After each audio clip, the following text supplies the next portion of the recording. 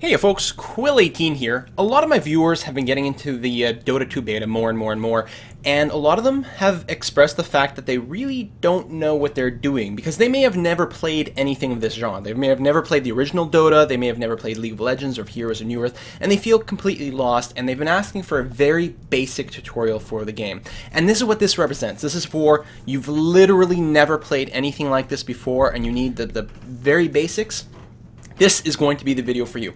So you start up the game, you're sitting at the screen, and you want to know what to do. You notice there's a play button here, and it's great, you're going to hit find match. Whoa, slow down, don't do that. But what this is going to do, Dota 2 is a game, it's 5 players versus 5 players. Okay, it's a team-based game. If you go into this game and you don't know what you're doing, you're going to be lost, you're going to be confused, you're going to ask them questions, and all that's going to happen is everyone on your team is just going to yell at you. And then you're going to walk around somewhere and you're going to die, and then you're going to die over and over and over, and you won't have fun. Then you'll close Dota 2 and you're never going to play the game again because you didn't enjoy it.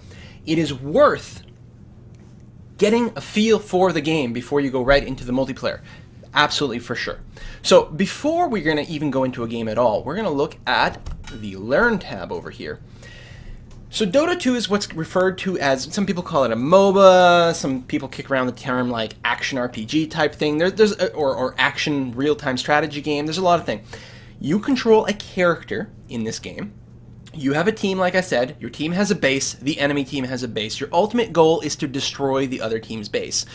But before you can do that, you have to get your character leveled up quite a bit, earn some money, buy some items, get powerful, and at that point you can safely go and basically take out the other team's base. The games take between 30 to 60 minutes to play, generally speaking, and in that time, every time you start a new game, you start at level 1, and then by the end of the game, the maximum level you can get is level 25, and then the game ends, and you start a new game, and you start over from scratch at level 1. It is not like a long-term RPG thing. But what it means is that every game sort of has a build-up period where you're just sort of gaining up those resources, a middle period when you tend to be going around killing each other, and then the end period where you're really making that push to take out the other person's base. More or less. I'm speaking with a broad brush here. And so what you have here is you have a list of all the different characters, which are referred to as heroes in this game. If you've ever tried League of Legends, you would have seen the term champion instead, but it's all the same thing. These are all the characters you can play, and there will be more when the game gets out of beta, but who knows how long that'll take. And the fact of the matter is, Dota 2 in beta is better than most games are a year after release after being patched. It is a very, very good game. So again, with a broad brush, we're going to say there's 2 major divisions in the teams here. You can see the Radiant side and the Dire side. Generally speaking, that doesn't matter.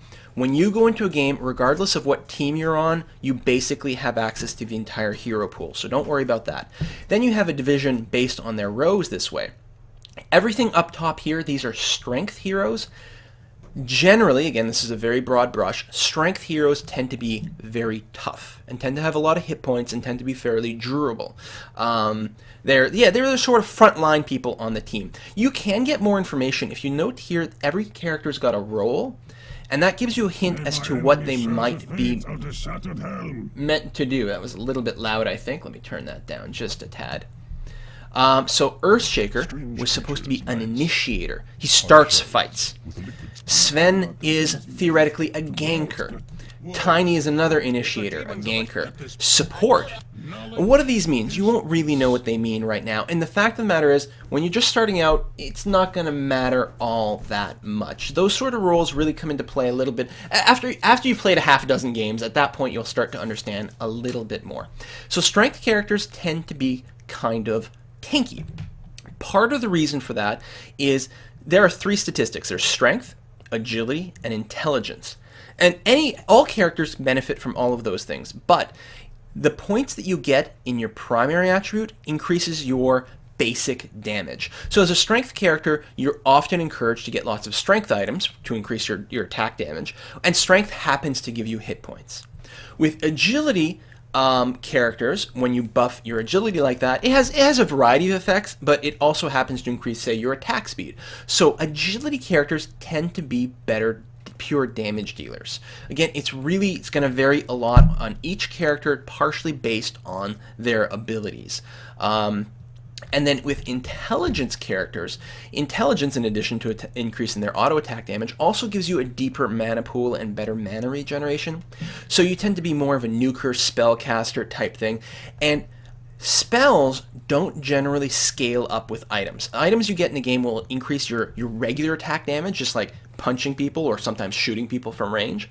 But the actual abilities that you use, the spells you use, don't generally scale up with items.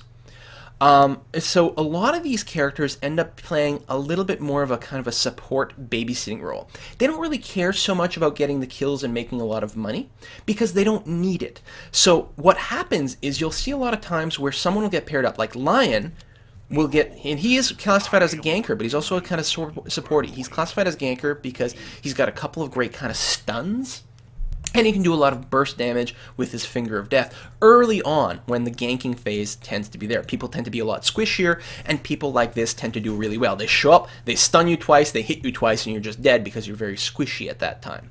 Well, a lot of times someone like Lion might be paired up with a more of an aggressive late game carry, someone who will carry your team to victory later on down the line. And so playing into those roles really helps things. But again, right now it's a little bit, it'll be a little confusing to understand, and none of those are really really clear-cut roles. There's a lot of crossover, but these are again just sort of sweeping generalizations. From this learn screen, you can also figure out what everyone's abilities does. Now I'm going to go and click on the Venomancer because he's actually someone I really enjoy playing quite a bit, and I think he's going to be good for this particular demo. You can see his role is pusher. We'll talk about what that means in game a little bit more, but basically it means he's actually pretty good at pushing forward into the enemy bases. And we'll see why that is once we're in game. So he's got 4 skills. The first 3 skills are your normal abilities, your basic abilities, and you can start to get them right from the beginning. The final skill is your ultimate. You can't take your ultimate until you hit at least level 6. So once you hit level, as soon as you start, you're level 1, you can put 1 point into any of these abilities. You can put up to a maximum of 4 points into any one ability. But you can't do something like, so level 1 I'll put Venomous Gale, and then level 2, or Gall, level 2 I'll put another point, and then 3 another point, and level 4 another point, and it'll be capped. You can't actually do that. Basically the way it works is you can only kind of put it in every other level. So level 1, 3, 5, and 7, I could put a point into this. So the earliest you can max any of these 3 abilities is level 7. And your ultimate is actually quite a bit later because it's like every 6 levels, basically. So here on the screen you can read all these abilities. I won't do that now, but maybe get an idea of, look at a couple of people, try to get a glance, maybe someone you'd be interested in playing, read the description of the ability, even if you don't read the numbers so much. The descriptions will give you a feeling about how to use it. So now we're going to go back to the play tab. And we don't want to go find a match because that's going to put us up against players and it's just going to be terrible. We could find a co-op bot match. So in Dota 2, there are bots. These are computer-controlled, AI-driven opponents. So in a co-op bot match, it is a team of 5 humans. You will be on a team with 4 other actual human players against a team of 5 computer-controlled bots. And that is a great way to learn. But I'm not going to recommend that for your very first game. For your very first game, we're going to go completely brain dead. We're going to go create a lobby, and we're going to create our own custom game. And before we go and actually hit this button, we're going to go Edit Settings.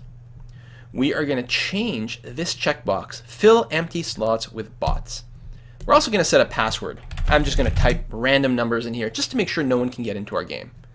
I'm going to save that, create lobby, and I'm going to join one of the sides. It doesn't really matter which one you join. There we go. There's me. All these other slots will get filled with bots, including on my team. So I'm going to have 4 bots along with me on my team, and the enemy team is just going to have 5 bots, and I don't have to worry about anything. And in fact, if I start the game and it's not going well, I can quit out of it right away. No one's going to be bothered. It's not like you're leaving your team high and dry. It's a very bad thing to leave a game, a real game. But here, no one's going to care. You can quit out, start a whole new bot game instantly, and try someone different if you don't like your hero. So we're going to start this. It just takes a second to find a server, and then start loading the screen. So, there's a few topics we need to talk about. We've talked about the fact that you can gain experience points and level up. And how do you gain experience points? You gain XP by being near something that dies. That's it. There's some variation based on creeps and like okay. Creeps or minions is a term for these neutral creatures, or they're not player-controlled creatures that exist in the game. And most of the experience points and even gold that you'll get in the game will come from killing those things. And you don't actually need to kill them directly to gain experience points. You just have to be near it. And it's a little more complicated than that. We'll talk about it once we get in game. You can see here people are starting to pick some of the heroes. We've got a certain amount of time to pick. I'm going to go ahead and pick Venomancer like I discussed. And I can just click choose him. I could also just hit random. It would give me someone at random. And that's actually a great way to try a variety of different heroes out and just learn some new people. So I'm just going to choose him. And it should actually put me directly into the game. And there we go. You can see the AI characters are all leaving to some lane. I'm going to just sit here in the base. So I've got myself selected right now. I can right click to move around. That's great. You don't actually have to only select yourself. You can say select this courier and move him. We'll talk about the courier a little bit later. And then I can select myself again. If at any point you kind of lose your selection, you no longer have yourself selected, you can hit F1 to select yourself. So if I have the donkey here, and if I hit F1, it's going to select my character. And if I move my screen over here, if I just double tap F1, it'll center the camera on my screen. As you say. So now the first thing you want to do at the start of the game is you need to buy some items. Down here is your inventory. You currently have no items, but you do have 603 gold. So we're just going to left click on the shopkeeper. And the shop has tons of items. These are consumables. If we go here, we got attributes. What does that mean? Armaments, what? Arcane. And even there's two tabs up here, basics and upgrades. It's too early. We don't know what this means yet. We're going to look, suggested items. This is great. The game comes with every hero has a suggested items list, and there are starting items here. So we're just going to buy those. Just right click on them one at a time. We're going to start off by just buying these items. And that's all we're going to do. We can hit escape to close the shop. Great.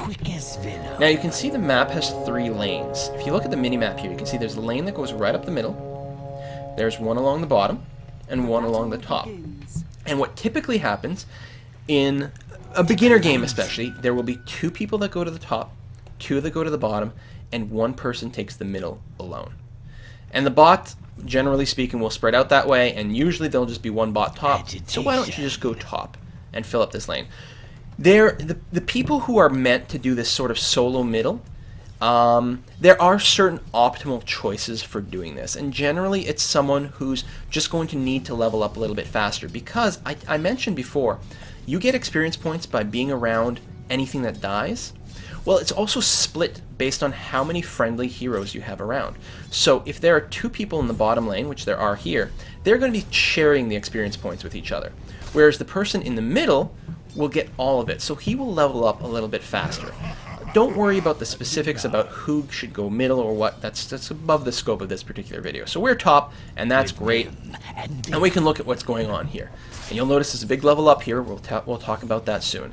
So there's 2 enemy heroes. There's a Juggernaut, and there's a Vengeful Spirit up here. You won't have any idea what their abilities are at this point, which means at some point they're just going to do something to you and you're going to die. Try not to freak out too much. So you can see there's health bars above the minions. Again, you just want to be close to them when they die. That is number 1. Number 2 is you want to get some kills. Now, if we look at our gold over here, you can see it's ticking up. Actually, I guess it's going kind of fast-ish. This is so not going to be enough money. You need to make more money, and the way you make money is you have to get the killing blow on stuff. And you can see these guys are actually going to push the lane into my tower, but I'm actually not too worried about it right now. We're going to talk about it a little bit more later. Obviously, what I'm doing in this video is not how you're going to be playing the game. I'm talking about things, I'm going to be showing off things, and generally doing a horrible job of actually playing the game. Now, normally, if I'm around enemies, my character is going to be doing this and attacking. I've actually got an ability option in the menu turned off, so my character doesn't just sit here and auto-attack. But this is what will normally happen to you. Your guy's just going to sit here and shoot. He might be a melee guy. He'll walk up to them, which will be supremely dangerous because it'll make it really easy for the enemy heroes to kill you, because you're going to be really close. As a melee guy, you've got to play it a little smarter, a little bit more cautiously. Now, you actually want to avoid doing this thing where you're auto-attacking all the time. So what you want to do is, one thing you can do is you can just keep clicking, just keep right-clicking so your character keeps moving and he won't get off any attacks. That's one way of doing it. The other thing you can do is hit the S key on your keyboard. It just stops, and you shouldn't auto-attack. If I remember the key bindings properly by default, and I have it slightly customized over here. If it's not S, it'll be H, but I think it's S. I might be wrong. Anyway, and that'll stop you from auto-attacking, but I generally like to keep moving around, and part of the reason for that as well is it makes it far harder for the enemy to predict where you're going to be. If you're just standing still somewhere, well, that's giving them every chance in the world to hit you with things, or pull off some sort of crazy move and get you killed. So we don't want to do that. So we don't want to sit there and auto-attack, which is what people refer to it as, which the auto-attack is just your basic attack. This sort of animation, you're not using any abilities. You don't want to auto-attack constantly, because look at what's happening here. We're actually pushing the lane forward, right? And you might think that's really good. Like, oh, look, these guys, they're running away, awesome, we're going to put some damage in their tower. Except, imagine if we get in trouble right now, how far are we from a safe place? Well, these towers are safe at the beginning. Towers do a lot of damage and will protect you. These two guys are safe right now because they're sort of sitting under the range of their tower. If I were to dive in there and attack them, I would 100% guarantee that I would die because the tower does so much damage. So right now, they are perfectly safe, and we are perfectly vulnerable. In fact, if I look down here in the middle isn't there. Middle could be coming around behind us right now to get a kill. So this is why you don't want to auto-attack. But you do want to try to get killing blows. So what you want to do is watch the health of the enemies and then try to hit them. Oh, I didn't quite do it. In fact, part of the problem, I think, is that I haven't been getting anything. I don't know if my XP is great. But you want to try to get those killing blows. You're going to miss a lot, and that's perfectly fine. The key is to not stop trying, though. You want to try as much as possible to get them. So now we're going to hopefully get this lane pushed a little closer back our way, and I'm going to try to get a killing blow. And one of the funny things about this game is you can actually try to get killing blows on your own units. Now, I can't attack this guy normally, and if I just right-click on him, nothing happens. But if I hit A, it turns my cursor red, and that will allow me to attack something by clicking on it. Now, let me go down here to my fresh wave of enemies. I still can't attack these guys because they're at full health.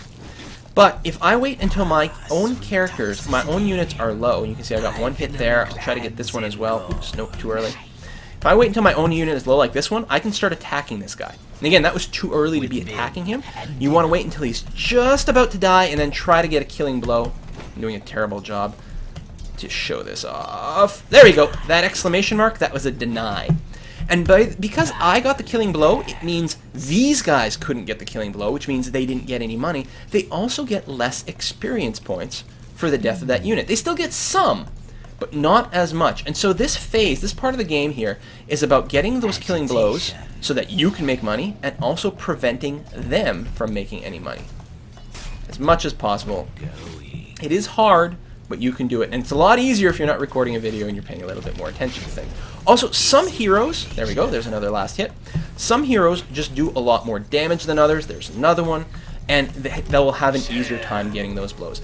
Generally speaking, a lot of melee characters, oh wow, kill the courier, that's interesting. I've never seen the bots do that. A lot of times the melee characters tend to do slightly more damage, which helps to offset that.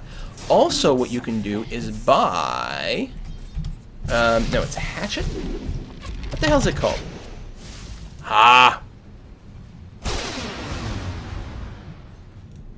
Quelling Blade! Right, of course. See, I've been playing too much Heroes of Newerth. You can buy a Quelling Blade, which gives you a 32% extra damage on melee attacks versus non-heroes, versus these minions. It makes it much easier to last hit. You also get a bonus for ranged, but it's only 12%, so generally speaking, ranged people don't pick it up. It's the melee ones that do, especially since they need a little bit more help in the laning phase. If you pick that up, then all of a sudden, you've got a much larger range that you can hit these guys and kill them, and get those killing blows. Now at this point, I'm going to back up again from the action, and I'm going to talk about leveling up. I've leveled up 4 times now. What the heck does this mean? Well, first of all, you shouldn't ever let it sit like this. When you start the game, you start at level 1, so you've got one of these already. If I click on here, or if I click O, I can add a skill point to one of my skills. And again, these 3 are currently unlocked. The ultimate I cannot purchase yet until I'm level 6. I can also, if I want, put points just in my stats. And this will just upgrade my attributes and just generally sort of make me better in general, but not give me active abilities. Very few people end up putting points in stats early on. Most people will be dumping all their points into their abilities. And where do you spend it? It's going to vary a lot based on what hero you're playing. Usually you do want to focus. Regardless of what your sort of idea is, you don't want to kind of spread them around a lot. Now, sometimes what you do for a character, depending on what hero you're playing, you might go like, you might put 1 point in all 3 of them, but then at that point you tend to focus in one. So you'll go 1, 1, 1, and then all in just one particular ability. Now if I look at that's the Heroes of Newerth talking. If you look at Venomancer here, the first ability, my Venomous Gall, is a casted ability. So I'm gonna put a rank in it, and then we're gonna use it. I'm gonna exit out of the level up mode. If I hold over the Q, you can see it puts a big circle around me that shows me the radius of my spell. And it's an activated ability. Q is the hotkey on my keyboard, and I can also click to use it, but you want to use the keyboard. I'm gonna do that, and then I'm gonna click on the ground somewhere, and we'll see what it does. Spits a bolt of venom, I guess, in a line. It does damage over time. It poisons people. It also slows them down. And it's a very, very good ability for dealing damage to heroes and getting a lot of early game kills, especially with that slow. Early game, people have very few hit points, so this sort of burst damage from an activated ability tends to add up a lot. And slowing people down so they can't run away is also very good. My second ability is what's called a passive. I don't use it actively, and you can see it doesn't even show up the little W here. It's just always on, and what it does is it adds extra damage to my auto attack. It actually adds damage over time and a slow to my auto attack, so every time I just hit something, it'll also poison them. And you should see here, yes, you see, oh, I'm gonna get murdered here. You see there's that little icon above the head, that's damage over time that's being applied to, well, can I help here? Probably not, probably way too late to help.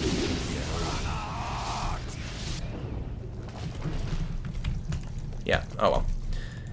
Too much talking. I'd like to get some of those kills, but it's just going to apply extra damage over time to each one of my attacks. And that's very cool. It's really nice for harassing in the lane phase, I find. So some games, depending on who my partner is, I might get a lot of points in this early on, and then constantly just hit the enemies. I'll walk up, just get within range of one of the heroes, just hit him once, and then walk away. And then let the damage over time tick on them.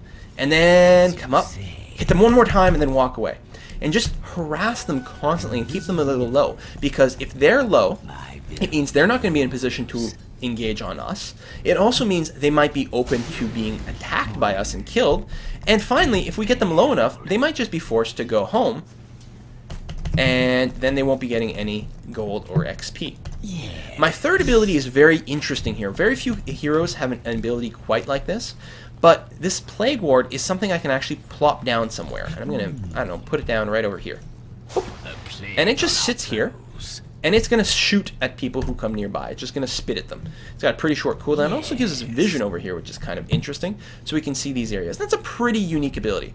Now I'm going to go and get a little bit more XP here. Oh, might be able to get something done there. Not sure. Doesn't look like she completed damage. But a lot of damage being applied to Juggernaut in general. Oh, actually. Oh, there's the stun. Might be able to do something. There's enough of it over here. I'm pretty low. Alright, I just gotta level up, so I want to get my level 6 ability. Actually, now is a good time. Now that I've taken damage, and my mana's a little bit lower as well, let's talk about some of these items that I bought. I have something called tangos. Tangos are very common items to buy early on. They're very weird. Actually, before I talk about them, I'm going to talk about health potions, the healing salve. It heals damage over time. Last 10 seconds, it'll heal a total of 400 hit points. You click it once, and then you can click on a person, either on yourself or another hero, and it'll apply this healing buff. Rather than clicking on it and then clicking on yourself, what's much better is to just double click it. Actually, what's much, much better is to use the hotkey for this particular item. But if we double click it, it'll automatically use the item on me. You can see the buff here, and you can see it's healing me. Now, healing salves and also clarity, which are mana potions, they're very special in that if you take damage while the effect is going on...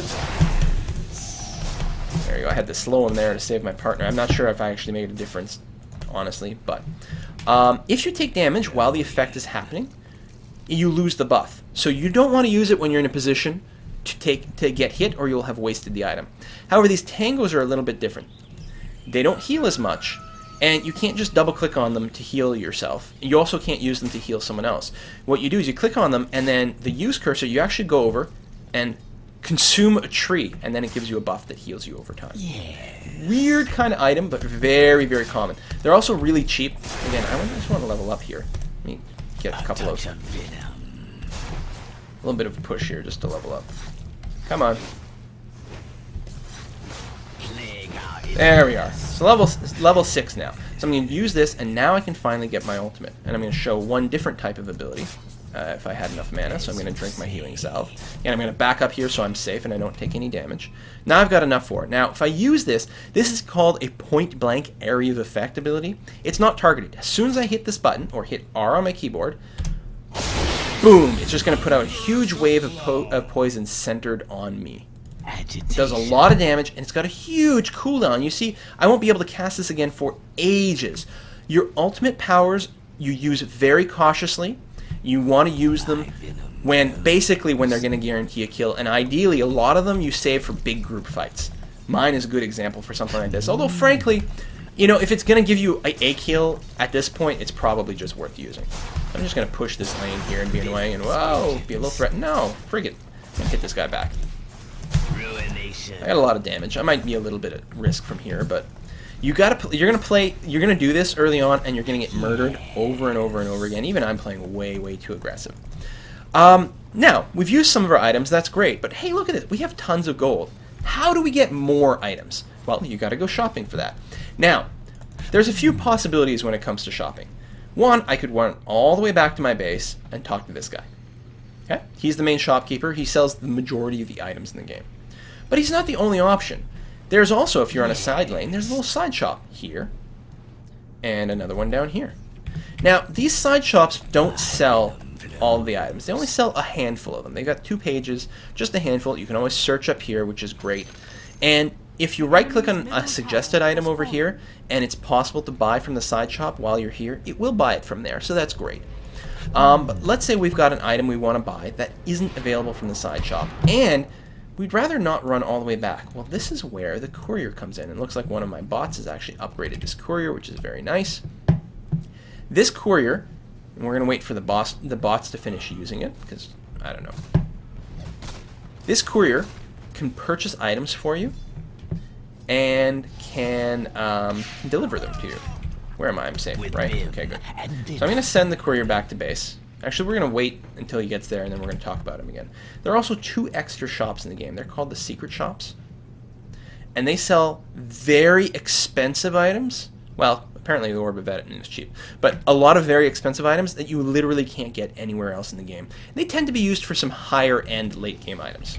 Alright, so I'm going to switch back to the courier here. I'm just using F2 to select him very quickly. And I'm going to use him to go shopping. I'm going to say, alright, I want some boots. Nope. You stay here. I'm using him. Fighting over the courier is not very polite, but they're only bots. So the boots were fine. I can just right-click on them. But let's look at this Wraith Band. Now, the Wraith Band is a very interesting item because it is a recipe item. It is an item you have to build from other items.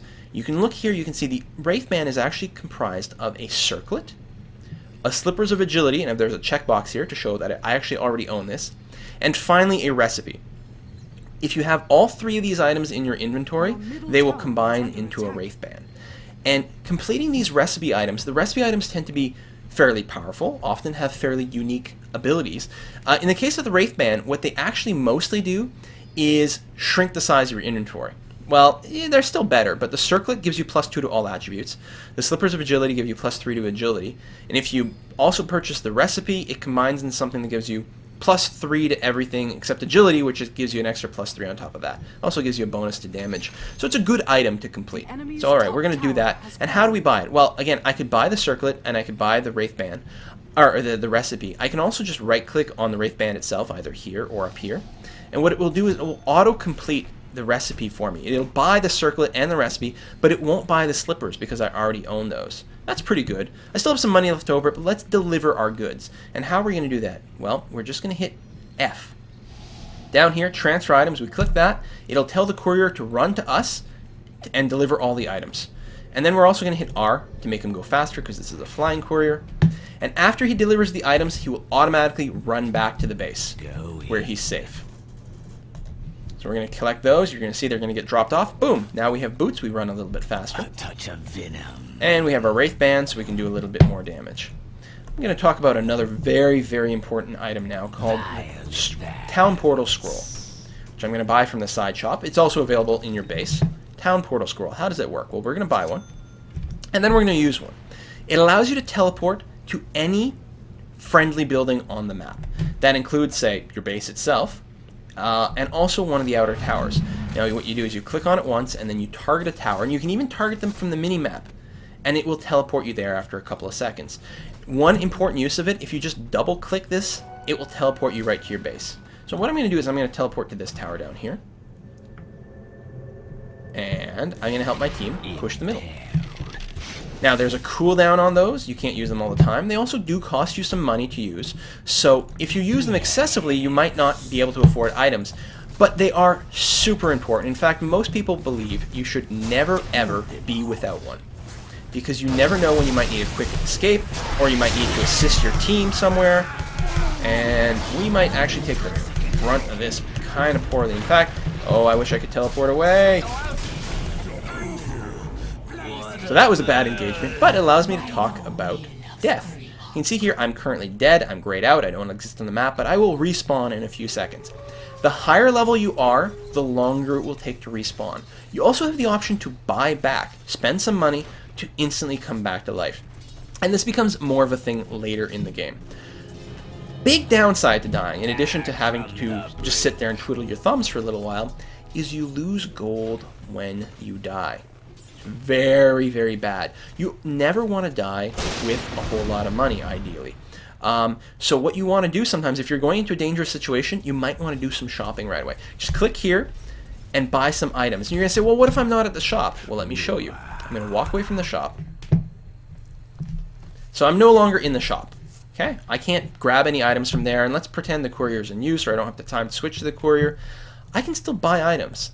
Let's say I want to complete, oh, this Ring of Basilius looks kind of cool. I want to buy that. It's a recipe. It needs a few things, but I'm just going to right-click on this, and I'm going to buy it. Oh, what is this window that just popped up? It's your stash. Back at the shop in your base, you have a stash, and that's where items that you purchase when you're not at the shop go. And I can buy some more. Let's say, oh, these power treads. Oh, an upgrade on my boots. I move faster. I get a bonus to attributes. That sounds good. So I'm going to finish that off. I'm going to buy the rest of the components for that. Great. Oops, I actually just bought on the courier, which was not my intention. Let me put that in the stash. I can't do that? Really? That's strange. Alright, hold on. I'm going to have to get the courier to deliver this stuff to me very quickly. I didn't realize I had the courier selected. So I was shopping with the courier. Alright, so now it's later on. The fight is over. I want my item. So here's what I can do. I can walk over to the base, and then I can grab the item out of my stash by clicking, say, grab all, for example. But also, I can tell the courier to grab my items. The retrieve item button, which is bound to D, I click that, he grabs the items from my stash, and then deliver it. And that is a great way to shop. Now, there's a lot of action all the time. What if you're going into a hairy situation and you don't have time to open this up and like, oh, what item do I want to buy? You want to do this sort of shopping when you've got a moment to breathe. And so what you can do is you can drag items here to the quick buy area. So let's say the next thing I want to do is buy this Aghanim's scepter. It's a very expensive item, but that's the next thing I want to buy. Well, I can take this and just drag it down to this quick buy slot, and what it's going to do, and you can see this scepter requires these items to build. Well, it puts all those items in my quick buy slot, and now I can close, I can wander around the map, and these stay there, and whenever I have the money, the borders will light up gold, and I can just right click on them, and they'll be purchased. They'll be purchased in my stash if I'm not at the shop. Or they'll go right into my inventory if I'm at the right kind of shop that sells them. You can also bind this to a hotkey. If we go into our options, which is this gear over here, and here we go, purchase quick buy. I have it bound to the apostrophe key. I don't think that's what the key is by default, so check it yourself. And whenever you have the money, you can just whack that key. Well, it's not going to buy it for me right now because I don't have enough money. But you can just hit that button and it will just buy the next item on the list that you can afford. Fantastic! Now you may have noticed this item has a little red X down at the bottom of the screen. I don't know if you could notice it there, maybe a little bit here. Oh, it's not an X, it's an S. And if you mouse over it, it says requires secret shop. To buy this item, this point booster, you have to be at the secret shop, either right here, which I can ping on the map by holding down Alt and then clicking, or clicking in here. You can see it pings the map. You can use that to communicate with your team. Or here, there's 2 secret shops in the game that you have to be there to purchase. So that's that. There's also, this is the, what do they call that? The sticky buy? Let me check. Purchase sticky, which I have bound to semicolon. Again, I don't think that's the default key. And I usually put my town portal scrolls there because they are an item I buy all the time. And they're also a good emergency item. When I'm literally about to die, I just mash the semicolon key, and you're going to see it's going to buy these. I'm just going to hit it now, and it purchases one. It's going to purchase the second one.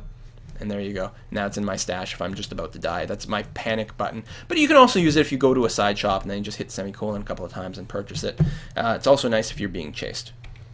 So, that is pretty much that. Now, again, the way you win is by killing the enemy stronghold. The enemy headquarters, their ancient is what it's called. Which is this building here for the Dire. And for the Radiant, it's this building here. This is what you have to kill. But before you can kill it, you have to get all the way through. You have to kill this tower, then this tower, then this tower. And then you have these 2 barracks. If you kill these, your minions become much, much more powerful. And they can help you push that much more effectively. Generally speaking, you don't do this all in one push. You get one of these towers and you back away. Then you go to one of the other outer ones, then you back away, and so on, because they're the easiest to pick off. Then once you've sort of got that outer layer done, then you're going to go to the second layer, and you're going to continue to push in and in and in. And then at some point, you'll be able to take out these barracks, and you'll probably run away, because at this point, you're in the opponent's base. It's so easy for them to reinforce, or to run back here and heal, or to do any of these things. So there's a big hit and run. Or if you fought out here in a big team fight and half their team is dead, that's when you go for those things. And then eventually, and of course the same thing exists in all the other lanes, and eventually you're going to take out these 2 towers. And then finally the Nexus will be vulnerable. The Nexus is actually a League of Legends term, my apology. But the Ancient will be vulnerable, at which point you kill that and you win. That's it. That's the game. Super easy. The challenge is in all the dying that you're going to do. But that's where you learn, right? That's okay. I'm going to die here by Tiny. Oh! These bots are being way too passive. They're not on the hardest difficulty mode. I keep trying to suicide myself, and they're just not participating. Fine, I'll just harass you then. Watch this spot. Just antagonize him until he decides to come and kill me. This is really weird, actually. A touch of venom. Maybe when you go co-op, are they set to the highest difficulty? There we go. Now, come on. Oh, he still didn't kill me. Oh, he about to get help. Whoa, about to get lots of help. Oh, don't play like I do. Really don't play like I do. But if you do decide to play Venomancer, what you may enjoy doing is maxing out this rank. And it depends on how you want to play him. If you want to play him as a killer, get lots of Q, get lots of stuff that buffs your agility, and you'll do tons of damage and be a great killer. I actually like to play him as a pusher with lots of Plague Ward, and a lot of things that boost my mana regeneration, things like that. And then I find it really good against bots. And then I actually try to play fairly passively myself, and then I'll come and try to push the lanes, because these things do great damage to things like towers, and they help you push lanes and all kinds of stuff. Is the courier available? Great. Take my town portal scrolls and then fly them out to me. I should talk about wards. We've got one here, for example, an observer ward. You can purchase these in the shop under the first tab. Actually, I should talk about these other tabs in a moment. Observer wards. There's also sentry wards. Observer wards, you buy them. They cost 200 gold. You get a stack of 2. And they last 6 minutes. You plop them down somewhere like here, and they give you vision. And they let you look for things like these runes, the double damage rune. If I pick this up right now, I will so not be a team player. Middle tower has been denied. There we go. For the next X number of seconds, I do double damage, which is awesome, except I'm super low health, so I'm not being able to do anything with it. But these are a good place to put it. Part of the reason is this river is a major thoroughfare. People walk up and down this pretty often. This is a way for people to get into sort of your jungle, your foresty area. So this gives you great vision over that, plus the rune ward spot. There's another really good spot for it over here, and on the other side of the river. And then there's various places in their jungle you might want to ward just to give you some vision there. You may, oh, here's another good spot. And if you buy a sentry ward, now these wards are invisible to the enemy team. Sentry wards don't last as long, but they reveal invisible units around them. So for one thing you can do is you can use these to counter other wards. Now this is not something you're going to run into very much against low-level players because they're not going to ward very often. But it's also good as a defense for certain stealth characters. That being said, Dust of Appearance may be even better for that. You just use it and it reveals an area kind of in where you use it right then, reveals invisible. It's sort of a good emergency button. So there are two major item groupings here. There's basic, which tends to be the cheaper items that don't require, they're not recipes. They're just basic items. They don't need anything else. You just buy them as is. Some are fairly expensive, like a Blink Dagger, which is a core item on a lot of characters, including, you can see it's one of the suggested items on Venomancer here. Then there's the upgrades. These are all things that are built as a recipe. You can see the Wraith Bands, which we talked about earlier, all the way down to like really expensive stuff like the Scythe of Vice. Look at this. It's a bunch of really expensive items, and some, I'm dying. Some items can take multiple layers. In fact, if we take a look at this ring that I was looking at, there we go. The Ring of Aquila is built from a Wraith Band and a Ring of Basilius, both of which are in turn their own recipes. So sometimes you get this sort of chain of things. And what's the best thing to do, generally speaking, is look at one of the high-end items that you want, usually from one of these lists. Say, oh, I really want a Manta style. And then just click on it. It'll show you everything you need to make it. You need a Yasha. Click on that. Oh, okay, Yasha needs more stuff, and then you see, okay, those are basic items. You just kind of buy things in that kind of order. So you can go do your own shopping, but early on, these recommended items are going to be perfectly fine. So I think that covers just about everything I wanted to talk about. Other things you might care about to see on the screen, this is the duration of the game. This is the score of each team in terms of kills. It's not always a complete picture because one team might be down on kills but have more towers. And some heroes are much better at late game than others. And if your team has more late game potential, you might have a bad score early on, and then it's still fine. You're going to come back and be totally okay. Looks like this is a case of us not being particularly okay. But I'll get a kill out of it, so, you know, who cares about my team? Like 2 levels. Nice. Let's put some more points in the queue. Yes. And over here, you've got your own score. This is the kills that you had, the deaths you suffered, and also assists on any other kills you participated in, and followed by last hits on minions and denies on minions. And if you, if we look down here, does it not tell you last hit denies? Really? What am I not? I'm sure there's a place somewhere. I'm just not thinking about it right now. But the carry type characters, the ones that are going to carry you at the end of the game, they need to get a lot of last hits. In fact, sometimes they spend half the game doing nothing but farming creeps. Sometimes, and there's also minions, there's neutral minions, neutral creeps in the jungle as well. I'll come and show you here. All these little green triangles, you can go and kill them as well. Early on, you might have a hard time kind of soloing them. Because they're going to be aggressive against you, right? If I hit these guys, they're going to come and they're going to be hitting me, and I'm going to be taking hit point damage. And early on, that's going to add up to a lot.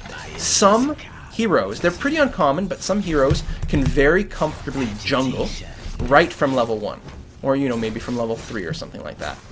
And if you're a good damage dealer, once you've got a few of your damage dealing items, you're just going to rip through these really quickly, and it's a great way to make a little bit of extra money. Highly recommended. Oh, there's someone in the jungle over here. I don't know if we're going to be able to catch him. A touch of venom. No. Woo!